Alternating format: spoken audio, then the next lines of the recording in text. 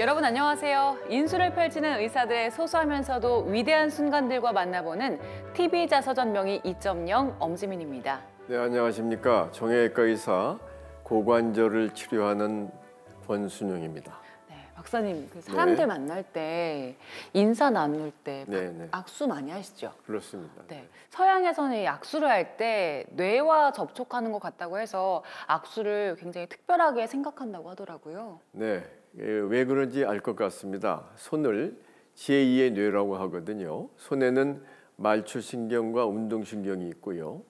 또 손을 움직이면 뇌가 활성화되기 때문에 손과 뇌가 밀접하게 연관되어 있다고 합니다. 네, 우리가 일상생활뿐만 아니라 노동을 하거나 또 네. 무언가 창작 활동을 할 때 이 손의 역할이 굉장하잖아요. 그런데 어느 날 갑자기 사고로 내 손에 문제가 발생한다면 아주 당황스럽고 고통스러울 텐데요. 저희가 오늘 모실 명의가 손에 생기는 문제들을 해결해 주시는 분입니다. 자, 오늘의 주인공은 먼저 화면으로 만나보겠습니다.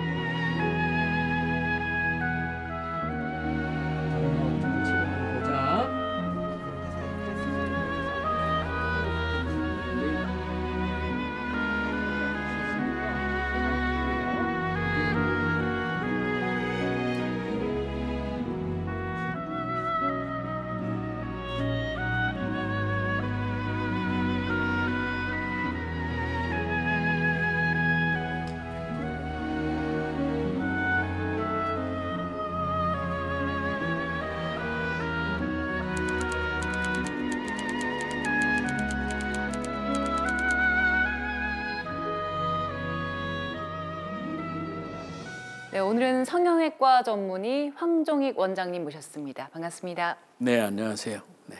저희 시청자분들께 원장님 소개 부탁드릴게요. 저는 성형외과 전문의이면서 손 수술을 주로 하고 있는 수부외과 세부 전문의이고 두손병원 원장 황종익입니다. 감사합니다. 이렇게 불러주셨어요. 네, 원장님 그 성형외과라고 하면 뭐 대부분 다 아시겠지만 특히 이 세부 전공인 이제 수부외과에 대해서는 상당히 낯설어하신 분이 많을 것 같은데 한번 잠깐 설명을 해주도록 하시죠. 네, 수부외과는 손끝에서 어깨 관절까지를 다루는 부분이라고 생각하시면 좋고 네. 우리나라에서는 2005년에 세부 전문의 제도가 생기면서 이제 수부외과가 확립이 됐고 저희가 주로 다루는 것은 외상과 이런 결손에 의한 절단, 앞계 손상과 그 후유증을 치료하는 것이 첫째고 두 번째는 이제 선천성 기형 있는 아기들이라든가 그 후유증, 세 번째는 질환에 따른 후유증과 변형, 예를 든다면은 류마티즘이나 통풍 이런 것에 대한 변형, 네 번째로는 우리 노화 과정에 따르는 퇴행성 질환에 따른 것이 그 큰 카테고리라고 말씀을 드릴 수 있습니다. 그 외에 드물게 이제 뮤지션, 음악가들이나 스포츠맨, 이렇게 운동하는 분들한테서 나타나는 것을 다루게 됩니다. 성형외과라고 했을 때 딱 떠오르는 건 사실 미용 쪽인데 원장님께서 수부를 선택하신 이유가 있을 것 같아요. 저한테 특별한 그런 기회가 있었습니다. 전공의 일을 성형외과를 시작을 했는데 네. 제가 있던 병원에서 미용 성형과 재건 성형을 같이 배웠는데 그 당시에 구로공단에 일하는 젊은 17세에서 약 21세 정도 되던데 이렇게 공고 재학생하고 졸업생들이 다쳐서 와서 저희가 밤에 그 손가락을 수술하는 걸 많이 익혀서 결국은 그 전문의 과정이 끝난 뒤에 제가 이 젊은 사람들 환자는 계속 나오는데 우리나라에서 이 수부외과라는 게 처음 시작하는 시기여서 이 친구들을 두고 떠난다는 게 눈에 밟히고 마음에 걸려서 한 2년 동안만 내가 이 수부외과를 한번 해주고 나가야 되겠다. 즉 직업적인 알리바이라고 할까요? 그래서 제 자신에 대한 자부심이 생길 것 같아서 시작을 했는데 지금 여기까지 왔습니다. 네. 그 원장님께서 이제 수부외과에 우리나라의 그 기틀을 잡는데 어떻게 보면은 이제 개척자 중에 한 분이시고 그러신데 이 본인의 어떤 그 자란 환경이라든가 배경하고도 이런 수부외과를 그 전공하시게 된 것과 연관 지을 수 있을까요? 글쎄요, 뭐 저는 시골 출신이고 저희가 공부를 시작한 학교 다닐 때 60년대, 70년대는 우리나라 전체가 가난했던 그런 시기였고 개인적으로는 제 어머니께서 제 고1 때부터 당뇨 합병증으로 투병 생활을 하셨고 그래서 그때는 의료보험 제도도 없어서 입퇴원을 뭐 반복을 하시고 그게 이제 집안에 굉장히 어려운 부담으로 와 있고 결국은 고3 때 돌아가셨습니다만은 고1 때 그 과정을 보면서 아 내가 이과를 선택해야 되겠다. 그래서 결국은 그 환자와 그 가족들이 겪는 아픔을 직접 겪는 그 계기가 돼서 나중에 의과대학으로 진학을 하게 됐습니다. 원장님 굉장히 모범생이셨던 것 같아요. 그 장학금을 의과대학 들어와서 장학금을 계속 받으면서 다니셨다고요? 그 사실은 모범생이라기보다는 생활이 좀 어려웠던 그런 시기였습니다. 그래서 의과대학을 다니는 동안에 4년 동안을 장학금 신세를 졌습니다. 그래서 제가 나중에 결혼 후에 집사람하고도 이건 갚아야 되겠다. 이건 갚는다는 의미도 있지만 생활이 어렵고 공부하고자 하는 뜻이 있는 후학들한테 기회를 내가 받았던 걸 돌려줘야 되겠다 해서 2003년부터 시작해서 20년 동안 넘게 지금 매년 조금씩 보태고 있습니다. 그래서 저는 이제 장학금을 받던 신세에서 장학금을 주는 위치로 이렇게 바뀌었습니다. 네. 아주 훌륭하십니다. 네. 원장님께서 이제 전문의를 따시고 난 다음에 미용 성형이 아니고 이런 재건 성형 쪽에 이제 길을 들으시게 된 계기가 이러한 사명감에서 한 2년 반만 하시겠다고 한 다음에 오늘에 이르긴 거를 이렇게 알고 있는데 한번 그 과정 좀 말씀해 주도록 하시죠. 네. 제가 무슨 특별한 사명감이나 동기를 갖고 시작을 한 건 아니고 아까 말씀드린 대로 2년 동안은 이 젊은 친구들을 위해서 한번 혼신의 힘을 다하자 해서 정말로 열심히 했습니다. 근데 그 2년 동안에 제가 하는 분야에서 많은 변화가 생겼습니다. 보통 평균 손가락 하나 붙이는데 4시간이 걸렸는데 1년 만에 2시간대로 들어왔고 2년이 지나니까 2시간 이내로까지 들어왔습니다. 그다음에 우리가 교과서에서 불가능하다고 하는 컨트라인디케이션이 가능한 걸로 보이기 시작했고 그게 어떤 거예요? 예를 들어서 이건 수술이 어려우니까 시도하지 말아라 하는 그런 그 범위에 있는 것이 한번 너무 어리고 이 앞날을 따지면은 너무 이건 조금이라도 시도를 해보는 게 좋겠다 해서 제가 시도를 해봤는데 그 장벽이 넘어갔습니다. 그래서 그런 사례가 저를 이끌고 여기까지 왔고 그 다음에 더 무엇보다도 환자분들이나 그 가족분들이 저한테 보내준 믿음과 그 응원이라고 할까요? 그게 이게 의사로서 여기에 매진해도 충분히 인생의 값어치가 있겠다 하는 생각이 들어서 아마 지금 여기까지 오게 된 것 같습니다. 네, 원장님께서 이러한 이 수지 접합이라든가 이런 재건 성형 쪽으로 길을 들어오셨을 때 당시만 하더라도 이제 미용 성형이 많이 이렇게 붐을 일었다는 얘기겠습니까? 혹시 이 동료분들이라든가 선후배들의 반응은 어떠셨는지요? 처음에는 좀 절 이상하게 쳐다봤습니다.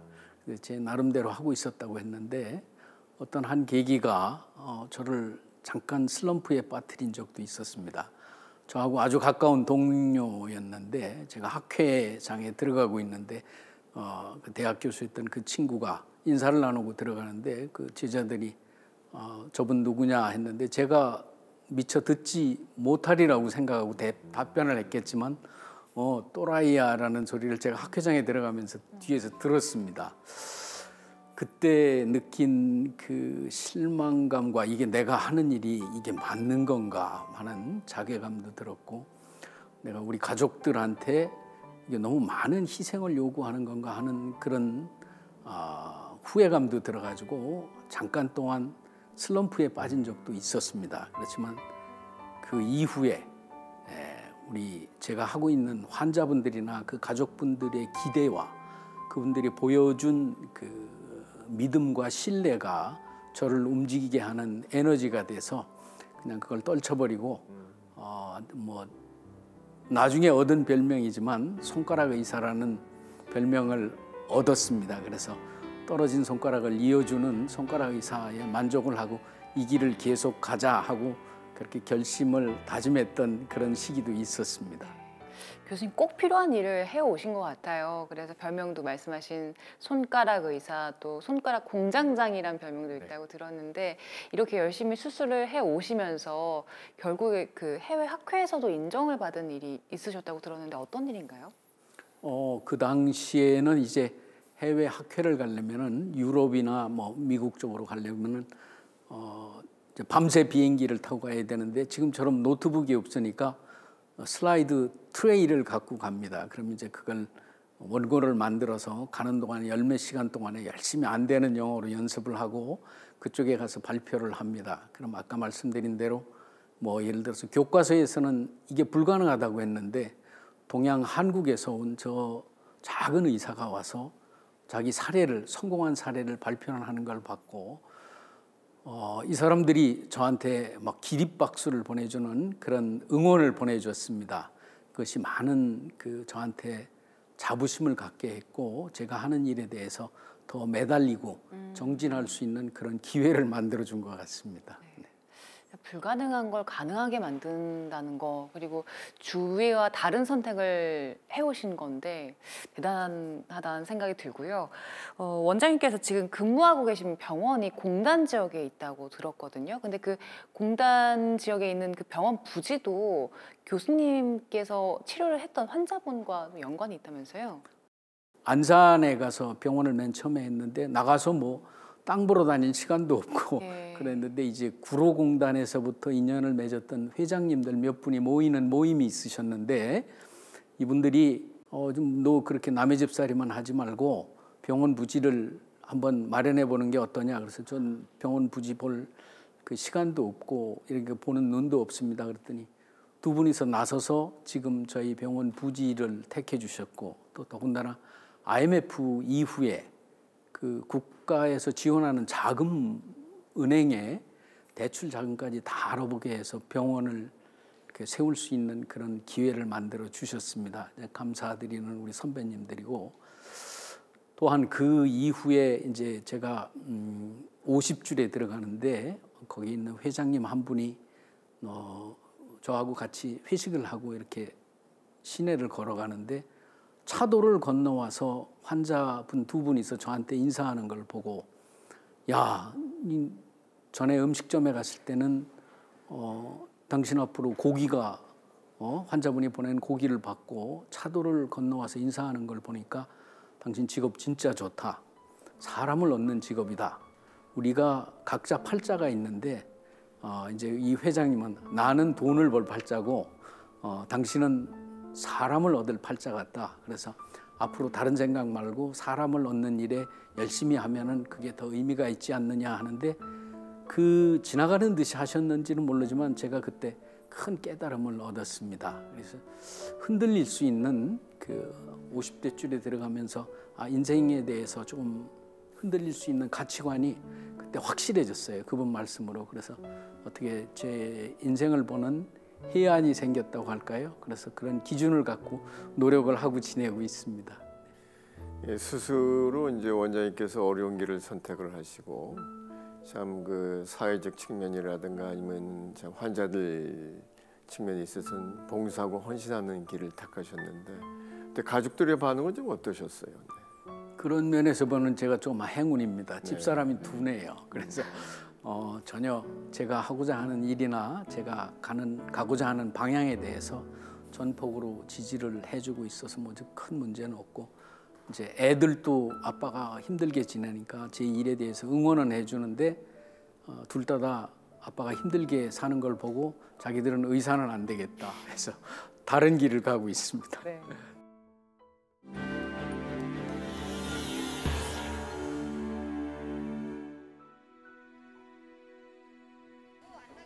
제2의 뇌라 불리는 손은 우리의 일상과 직결되어 있다. 손 한번 짠. 그래서 손을 잃게 되면 모든 걸 잃었다고 생각하는 환자들이 많다.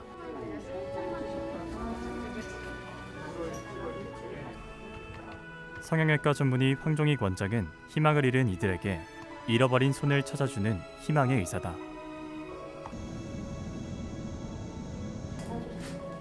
30년 넘게 의료 현장을 지키며 2만 명 이상의 손을 수술한 황종익 원장. 사고를 당하고 응급실로 찾아오는 환자들을 치료하느라 많게는 하루에 14명까지 수술을 하기도 했다. 30년 넘게 다른 사람들의 손을 살리다 보니 그의 손에는 고통의 흔적이 남아있다. 우선은 나이가 들어서 퇴행성 변화가 있어서 끝에 마디가 좀 이렇게 변하고 있습니다. 근데 지금 저희 동년배보다는 좀 빨리 왔는데 아마 일을 많이 해서 퇴행성 변화가 일찍 온 것 같습니다. 네. 이경님 들어가세요. 이분이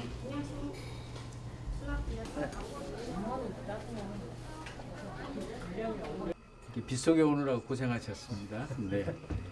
주먹 줘보세요. 상군 씨 맨 처음에 우리 병원에서 치료 시작할 때 기억나요? 네.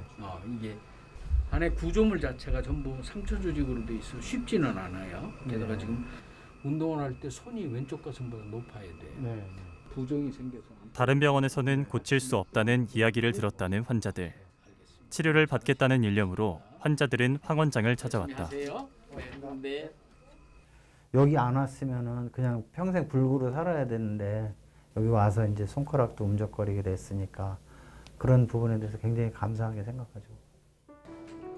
치료를 받기 위해 남녀노소 가리지 않고 전국 각지에서 찾아온 환자들. 황종익 원장은 그런 환자들을 만날 때마다 지키는 원칙이 있다. 엄마 여유 있을 때 그때 와요.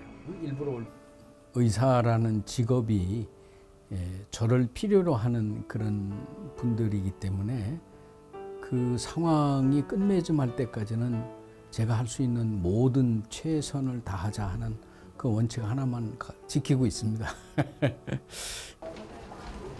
가로부장 우리 도현 씨 하여튼 90%는 왔는데 아직 그 부분으로 좀 안 좋아요. 마지막까지 조심하면서 잘 살려봅시다. 네, 그래. 담배는 그래. 해진 때마다 환자들에게 따뜻한 말과 미소를 건네는 황종익 원장. 그는 일부러 외래 진료 도중 회진을 돈다. 병원 스케줄상 일주일에 2번의 그랜드 라운딩을 하는데 다른 스텝 선생님들하고 그 라운딩이 겹치지 않아야 되고 그다음에 이제 저하고 같이 라운딩 회진을 하는 스텝 선생님들 그 일정에 맞추다 보니까 중간에 제 그 외래 볼 때에 시간을 내서 그렇게 일부러 하고 있습니다. 네. 왼쪽은 베트남 분이시고요. 철근 밴딩 기계 회사 업무 중에 라이트 오수지 조. 현재 좋아. 잘 낫고 있으니까 화이팅 하자는 의미로. 병원의 입원 환자 중 3분의 1은 외국인 근로자다. 황종익 원장은 외국인 환자들을 볼 때마다 미안하고 고마운 마음이 동시에 든다. 지금 저희한테 오는 외국인 환자분들 중에는 아프리카에서까지 오시는 분들도 많으세요. 물론 남미에서 오시는 분들도 있고 전 세계에서 구직 활동과 어떤 수입 때문에 이렇게 먼 거리를 와서 이렇게 우리 노동 현장에서 일하시는 분들을 보면은 우리 대신에 우리 어려운 일을 하시고 있고 그 현장에서 다치시는 분들이기 때문에 마음이 항상 좀 안쓰러운 마음이 먼저 앞섭니다. 남들이 가지 않는 좁은 길을 걸으며 힘든 순간도 많았지만 그래도 감사하다는 황종익 원장.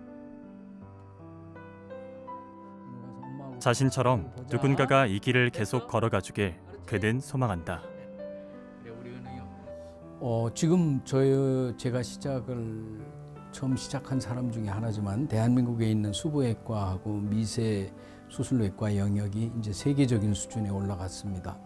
이걸 꾸준히 우리 후학들 중에서 지켜나가고 이 금자탑을 계속 쌓아서 우리 의학의 큰 분야로 키워나가고 그렇게 셋업이 됐으면은 정립이 됐으면 하는 것이 제 개인적인 큰 바람입니다. 원장님 지금 주로 치료해 오신 환자분들이 이제 공장에서 일을 하시다가 손가락이 절단된 분들이 많으시잖아요. 네, 이렇게 절단된 경우에 꼭 수술을 받아야 하는 골든타임이 따로 있나요? 네, 있습니다. 그러니까 이제 손가락이나 발가락 같은 경우에는 저희가 근육이 없기 때문에 24시간 이내에만 수술을 하면은 결과가 뭐 1시간 전에 1시간 다친 뒤에 수술 하나, 24시간 뒤에 수술 하나 같은 걸로 나오는데 다만 근육이 있는 팔다리인 경우에는 8시간 이내에 수술해 주는 것이 가장 좋은 것으로 되어 있습니다. 그래서 저희가 골든 타임이라고 부르는 것은 다친 뒤에 8시간에서 12시간 이내에 병원에 도착을 해서 수술을 시작하는 것이 가장 좋고 이제 대개 요거보다 더 중요한 것이 다쳤을 때 절단 사고가 일어나면 주변이 전부 패닉 상태에 당황을 하게 되는데 우선 절단 사고가 나면은 환자분 지혈을 내서 출혈이 더 이상 안 되게 그걸 막고 절단된 부분을 깨끗한 꺼지나 헝겊에 싸서 그다음에 우리 주변에 있는 생리식염수가 있으면 좋고 만일 안 되면은 우리 콘택트 렌즈에 쓰는 인공 눈물도 좋습니다. 그걸 넣어서 마르지 않게 해서 밀봉을 한 뒤에 얼음이 채워진 물 속에다 담궈 오면은 그게 가장 좋은 온도와 보관 방법이 됩니다. 너무 당황하다 보니까 환자는 도착했는데 절단된 부분을 안 갖고 도착하시는 분들도 있으니까 그렇게 꼭 유의해 주시면은 저희가 수술을 준비하고 치료하는 데 많이 도움이 될 수 있습니다. 원장님 설명을 간단히만 들어도 굉장히 복잡한 수술일 것 같고 또 이게 이 손가락 안에 있는 미세한 혈관들을 다 이어야 되는 거잖아요. 그래서 이 하나라도 좀 실수가 있으면 안 되겠다라는 생각이 드는데 수제 접합 수술 할 때 가장 중요한 거, 성공의 관건이 어떤 건가요? 의사 개인의 그 집중도하고 그 수련된 숙련도라고 말씀을 드릴 수 있습니다. 때로는 1mm 이하의 혈관이나 신경을 이어야 되는 그런 경우가 있기 때문에 그 수술에 대한 숙련도가 있어야 되고 손가락 하나에는 사실 피부에서부터 뼈까지 다 모든 조직이 다 붙어 있으니까 그 모든 조직을 다 봉합을 하거나 이어줘야 되니까 그런 깊은 지식과 경험을 갖춰야 되는 것이 제일 관건이고 그러다 보니까 뭐 저 개인적으로는 제일 어려웠던 경우가 시골에는 경운기 말고 관리기라는 게 있습니다. 그 관리기에 이제 우리 소 여물을 썰다가 자기 손과 팔이 들어가서 뭐 하여튼 열몇 토막이 나서 온 걸 12시간에 거쳐서 이렇게 붙인 그런 경험도 있고 그다음에 이제 신생아실에서 사고로 생후 3일 내기에 손가락 끝이 절단이 돼서 그렇게 수술을 한 경험도 있고 다행히 그에게는 손가락이 다시 붙었습니다. 근데 그 3일 된 아기의 그 작은 손가락에 작은 혈관과 신경을 찾아서 있는다고 우리 상상만 해도 굉장한 도전이고 뭐 한데 그런 것을 할 수 있을 만큼 그런 경험과 숙련도가 있어야 되는 것이 가장 중요하다고 생각합니다. 네. 이 손가락이 이제 절단이 된 상태가 아주 그 말단 부분이 상태가 안 좋을 때 엄지 발가락을 이 엄지 손가락에 옮기는 그런 수술에 대해서 이제 참 저희는 강의 전체가 직접 못 봤습니다만은 그런 수술도 많이 하신다고요? 네, 맞습니다. 지금은 초창기에는 이제 발가락 전체를 잇는 수술이 관건이었는데 지금은 이제 발전이 돼서 발가락의 부분을 이을 수도 있고 지금 말씀하신 대로 엄지 발가락의 수질부 이제 우리 그 손가락의 수질부 요 밑 바탕에 있는 거 이걸 수질이라고 하는데 이런 부분만 따로 이을 수도 있고 손톱 부분을 또 따로 잇기도 하고 또는 이제 마디의 일부분을 잇기도 하고 우리 권 교수님이 잘 아시겠지만 관절을 옮겨서 손가락 관절을 재건하고 해서 이미 그 발을 공엽으로 해서 손을 재건하는 수술이 다 완성이 돼 있고 시행을 하고 있습니다. 앞서 원장님 말씀하실 때 많이 만났던 환자들이 공단에서 일하는 젊은 청년들이라고 말씀하셨잖아요. 근데 요즘에는 공단 가보면 외국인 노동자분들이 많아서 환자층도 조금 바뀌었을 것 같아요. 네, 맞습니다.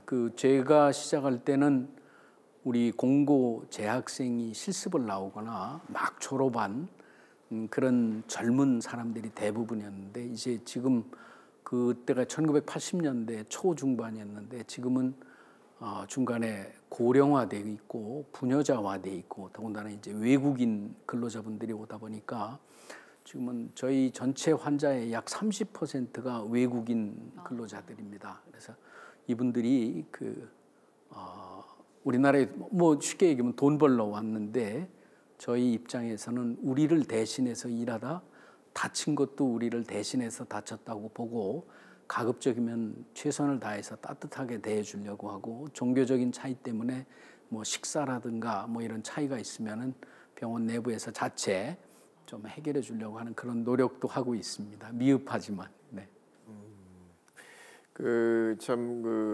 다국적의 노동자분들이 많이 오실 텐데 이제 외상이라든가 아니면 뭐 수지 손상으로 인해서 그때 이 소통하시는데 크게 어려움 없으신가요?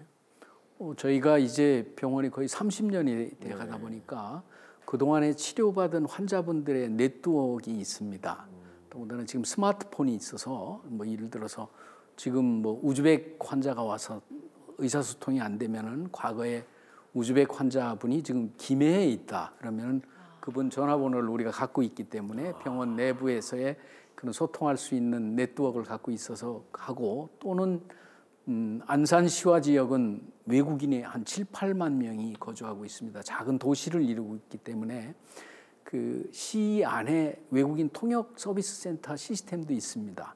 그렇게 할 수 있고 우리가 이미 장기간 외국인들이 체류했기 때문에 4, 5년 이상 된 분들은 중간에 통역 자원봉사도 하시고 의사소통을 하는데 큰 어려움은 없습니다. 또 그다음에 저희가 수술하는 분야가 안에 숨겨진 부분이 아니기 때문에 대개 노출돼 있는 손 부분이기 때문에 보면서 손짓 발짓도 섞어가고 뭐 하고 해서 의사소통하는 데는 현재는 큰 어려움은 없는 것 같습니다. 워낙 그 외국인 환자분들이 많다 보니까 원장님께서 수술한 치료를 받은 외국인 노동자끼리 결혼을 한 사례도 있다면서요? 네, 아주 이제 몇 쌍이 있는데 그 중에서 기억나는 쌍은 이제 미얀마 남자분인데 손가락 8개를 잃었어요. 그래서 엄지 손가락만 2개 남아 있는데 치료를 하는 과정에 러시아에서 온 여자분, 이 여자분은 또 손가락 4개를 잃었습니다. 그래서 여자분하고 사귀게 돼서 결혼을 하게 됐는데 그 미얀마에서 오신 분이 저한테 와서 내 손으로 포크만 잡게 해다고 결혼을 해야 되는데 포크만 잡게 해다고 해서 그 당시에는 보험이 적용이 안 됐는데 2번째 발가락을 떼서 우리 가운데 손가락 위치에 넣어서 포크를 잡을 수 있게 해줬고 그 2분이 안산에 있는 성당에서 결혼을 했습니다. 그래서 우리 외국인 환자들뿐만이 아니고 안산에 있는 외국인 지원센터라든가 이런 분들의 축복 속에서 결혼을 해서 이분이 머셔우라는 분이었는데 본래 자기가 다쳤을 때 절망감과 원망감이 앞서 있었는데 나중에는 이 한국에 대해서 충분히 이해를 하고 갈 때는 내가 나를 많이 큰 위로를 받았다는 그런 인사를 남기고 가서 그것이 가장 크게 지금 기억이 나고 있습니다. 네. 원장님 그 환자분들한테 선물도 자주 받으시잖아요. 근데 외국인 분들 특별한 선물 뭐 기억에 남는 거 있으세요? 근데 이분들이 굉장히 어려운 처지에서 우리나라에 왔는데 선물을 저한테 갖다 주러 다시 올 수는 없으니까 그렇죠. 다음에 오는 그 근로자분들 편에 선물을 보냅니다. 그럼 이제 중국 분들이 제일 많으신데 중국 분들 중에 기억나는 건 저한테 한시 식기를 집안에서 지어서 그걸 깃발처럼 만들어서 보내주신 분도 있고 뭐 인도네시아 분은 물소 뿔이 무슨 부의 상징이라고 다음에 오는 이 산업 그 자기 근로자 분들 편에 보내고 뭐 몽골 분은 뭐 저도 처음 봤습니다만 말 어깨죽지 뼈로 만든 뭐 한다든가 티베트나 이런 분들 그 네팔 분들은 공양 그릇을 보내온다든가 해서 또 우리 서남아시아 쪽에서는 그 장관이 입는다는 관복을 보내오시고 그래서 과분하게 여러 개는 많이 받았습니다. 굉장히 다양하네요. 네, 네. 네. 환자분들의 어떤 각별한 그러한 존경과 감사가 담긴 선물이라고 생각이 되네요. 네. 그 원장님께서 어떤 사회의 어떤 공헌적 측면에서 그 지역 사회에서 1년에 2번씩 박수 없는 음악회를 개최하신다고요? 아, 그걸 하게 된 저희 환자분들이 손을 다쳐서 다 감싸고 있기 때문에 박수를 칠 수가 없습니다. 그래서 박수 없는 음악회인데 그 대신 입으로 환호성을 지르고 저희가 해서 많은 응원을 보내서 음악회를 이루고 있는데 사실은 저 개인은 날개 없는 천사라고 생각을 하는데 국민학교 때 바이올린을 전공을 하겠다는 여학생이 와서 저한테 그 화상 후유증으로 손가락을 수술을 받아서 굽어졌던 손가락을 핀 적이 있는데 본인이 나중에 바이올리니스트가 되면은 제가 꼭 와서 음악회를 열겠다고 약속을 했어요. 그래서 진찬주 씨라고 이 양반이 미국 가서 공부를 하고 대학원까지 다 나오고 돌아온 뒤에 1년에 2번씩 꼭 와서 음악회를 열어주고 20년 동안 열어줬습니다. 그래서 지금 저희가 코로나 그때를 제외해놓고 36회까지 음악회를 열고 있습니다. 아까 말씀드린 대로 저는 날개 없는 천사라고 생각하고 있습니다. 이 교수님께서 그간 수많은 환자들에 대한 미세수를 하시면서 본인 손은 어떻게 잘 돌보셨는지 모르겠습니다. 제가 무리를 한 것 같습니다. 그래서 저도 지금 거의 30년 넘게 이렇게 수술하다가 제가 은퇴를 하는 4년 전에 통계를 내봤더니 그 당시에 이미 2만 몇천 명을 수술을 했더라고요. 그러다 보니까 지금은 제가 퇴행성 관절염이 와서 손의 마지막 마디가 다 이렇게 튕겨지고 있습니다. 이게 지금 권 교수님 말씀하신 대로 저한테는 직업병이 이게 생긴 것 같습니다.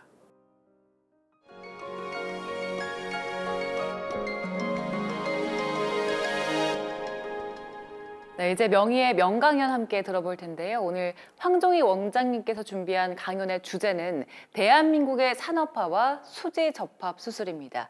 자, 원장님 강연 부탁드립니다. 네, 제가 오늘 말씀드리고 소개해드리고자 하는 것은 우리 산업화 과정에서 대한민국의 미세 수술과 수부외과 수술이 같이 발전해 나온 그 인연을 소개해드리도록 하겠습니다. 저희가 1960년대 농업국가에서 중화공업국가로 변하게 되는데 잘 아시다시피 제2차 세계대전 후 신생 독립국에서 식민지 지배를 벗어난 그 실상을 보면은 아프리카에 있는 우간다, 카메룬, 기니와 우리 남한이 똑같이 GDP가 100불 미만이었습니다. 1972년에 전국의 기능공 상태를 보면은 5,000명 미만이었는데 중화공업으로 가기 위한 그 전제 조건이 1973년에 5만 명의 기능공이 필요하게 됩니다. 그래서 산업전사라고 불리는 1970년부터 80년까지 1세대 기능공을 우리가 교육시키고 양성하게 됩니다. 그 대표적인 것이 결국 특성화 공고라고 해서 공고라고 일컫는 세 종류의 학교를 만들게 되는데 우선 첫째는 기계공고, 우리가 잘 아는 서울, 부산, 우리가 성동기계공고를 해서 우리 정밀기계, 금속, 용접전기, 그다음에 사우디아라비아 등 중동에 있는 파견 근로 현장을 위해서 시범공고 11개를 또 해서 현대건설과 대림산업을 중심으로 해서 만들게 되고 국가에서 직접 10개의 특성화 공고를 만들어서 육성하게 됩니다. 특성화 공고는 각 전국에 있는 각 면에서 성적이 우수한 학생들 중에 형편이 어려워서 고교 진학이 어려운 학생들을 추천을 받아서 학비 전액을 대주고 기숙사를 제공을 해서 우리가 보는 전자, 건설, 화학, 철도, 여기에 보는 지금 하고 있는 항공 분야까지를 다 내세워서 이 사람들의 졸업생의 100%가 2급 기능사 자격을 합격하게 되고 이들이 결국은 우리나라의 그 첨단 지금 현재 있는 카이라든가 ADD를 이끄는 그런 첨단 그 척추 역할을 하게 됩니다. 1980년대 초중반에 구로공단 근로자의 구성을 보면은 공고 실습생 및 졸업생이 90%를 차지하는데 17세에서 21세로 이 당시에는 작업복도 없어서 여름에는 교복 바지에 러닝셔츠에 토시만을 끼거나 겨울에는 동복에 토시만으로 하는 작업하는 그런 환경이었습니다.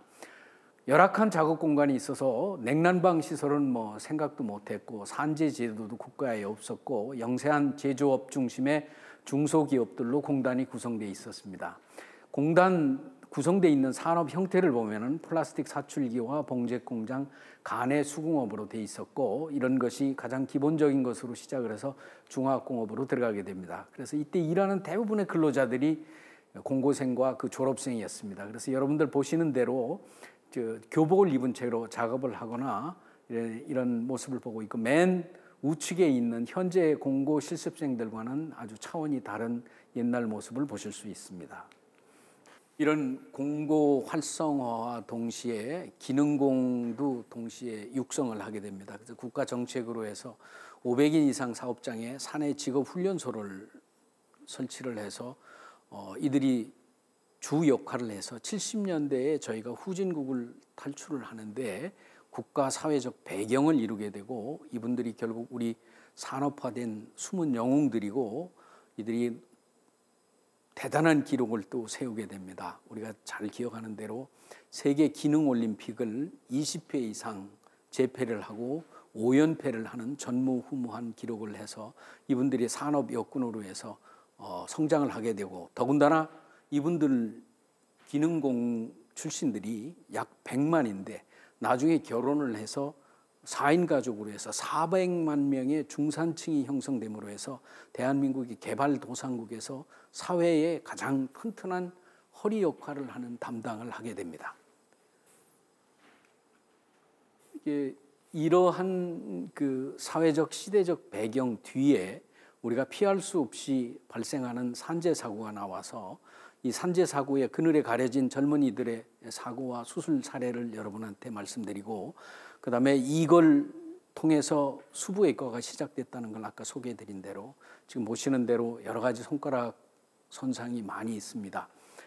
여러 개의 손가락이 동시에 절단이 된다거나 심한 압괴 손상을 동반해서 절단이 된다거나 지금 보시는 대로 탈장갑 손상이라고 해서 장갑 벗겨지듯이 롤러나 이런 데 눌려서 빠지게 되거나 또 저렇게 아주 심한 그 다발성 손상이 있는 경우에 저렇게 재접합 수술을 해서 시작을 하게 됩니다. 결국 수부외과는 이들 산업 현장을 통해서 새로운 분야에 진입을 하게 되는데 외롭고 보조가 안 되는 산업 현장도 국가의 지원에서 제외되어 있는데 의료 분야는 더 말할 것도 없었습니다.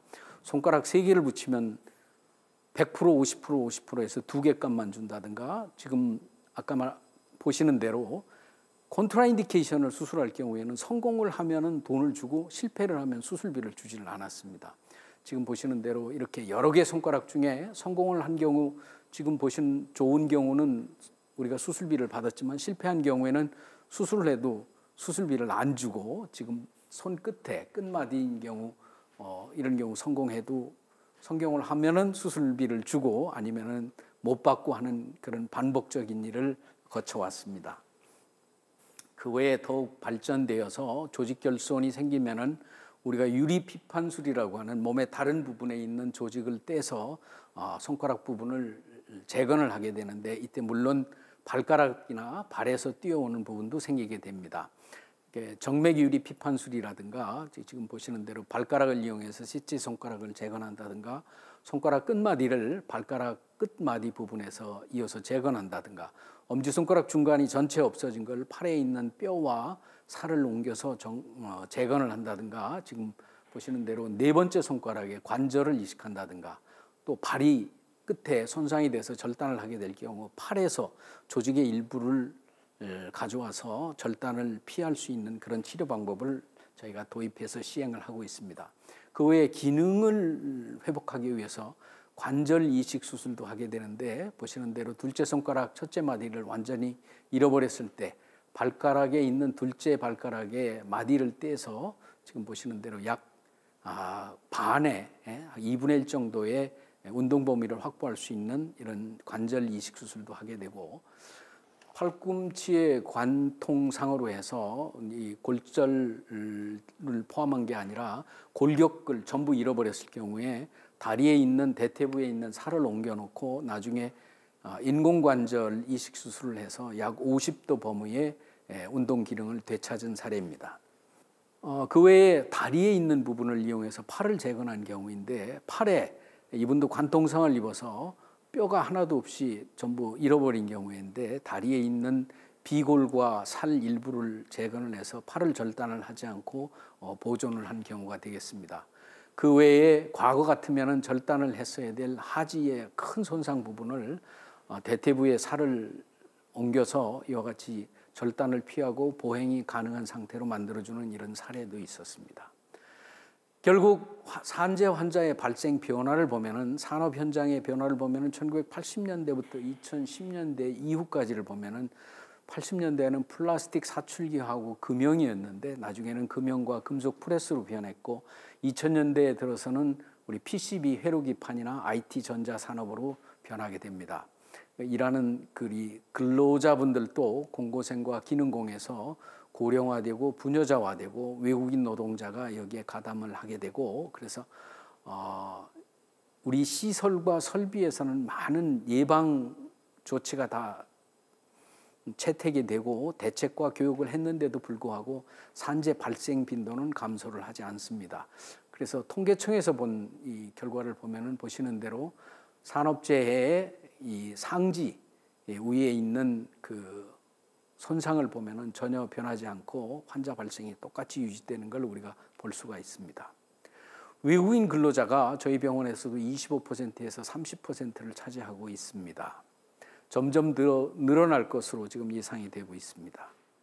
결국 대한민국 산업화에 숨겨진 영웅들이 지금 소개해드린 우리 공고생, 기능공 출신 이분들이고, 이분들에 의해서 대한민국이 중화학공업으로 그다음에 개발도상국으로 올라간 이분들이 개척자들이라고 저는 감히 말씀드릴 수 있겠습니다.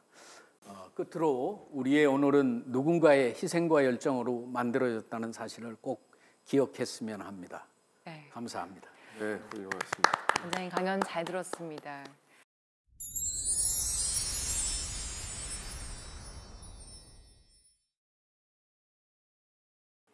원장님, 서양에서는 가장 신뢰하는 의사가 어떤 사람이냐 물을 때 내 어머니를 맡길 수 있는 의사라고 하더라고요.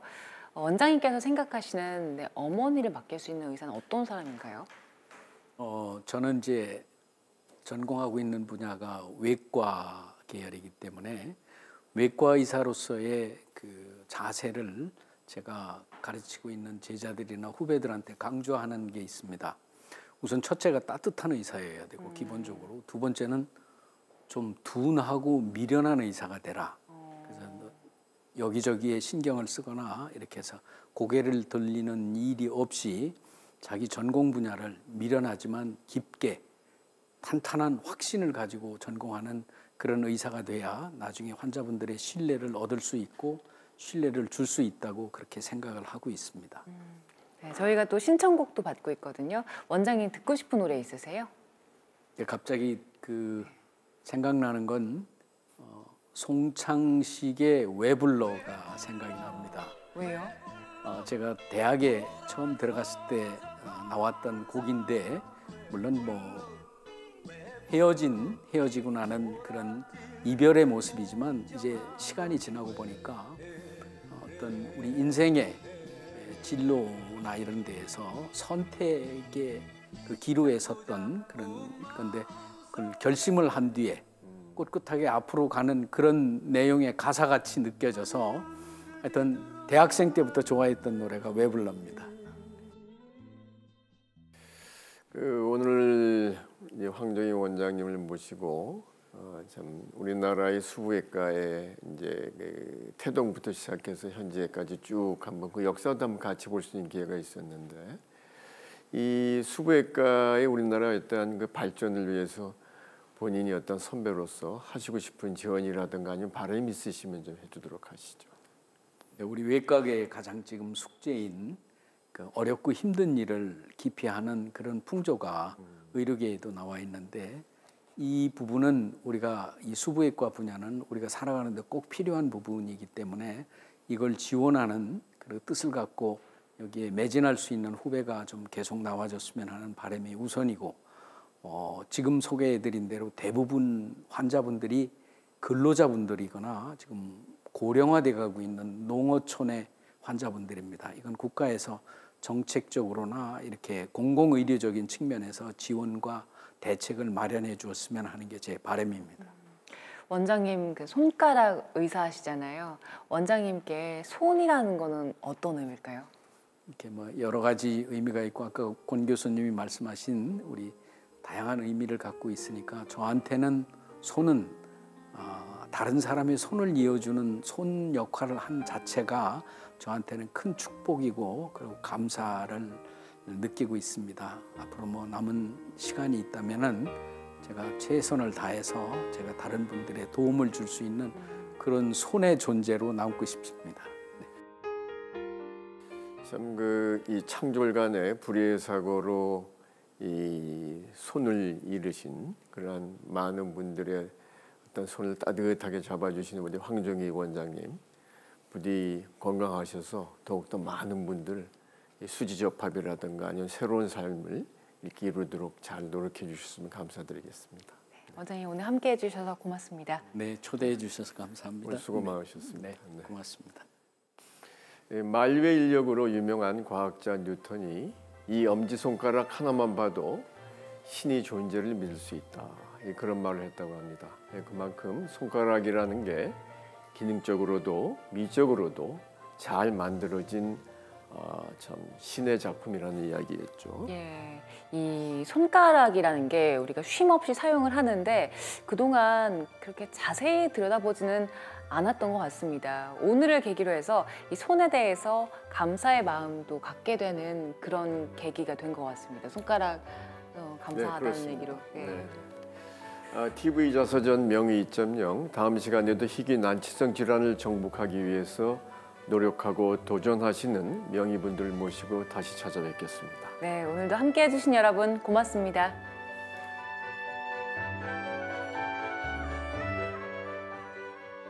우리 소리쳐 불러도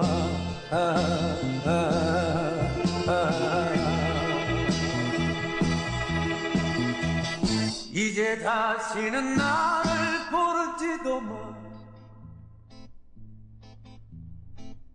가던 발걸음 멈춰선 안 되지. 애절하게 부르는 소리에 자꾸만 약해지는 나의 마음을 이대로 돌이켜선 안 되지. 왜 불러 돌아서서 가는 사람은 왜 불러 돌아질 땐 무정하더니 왜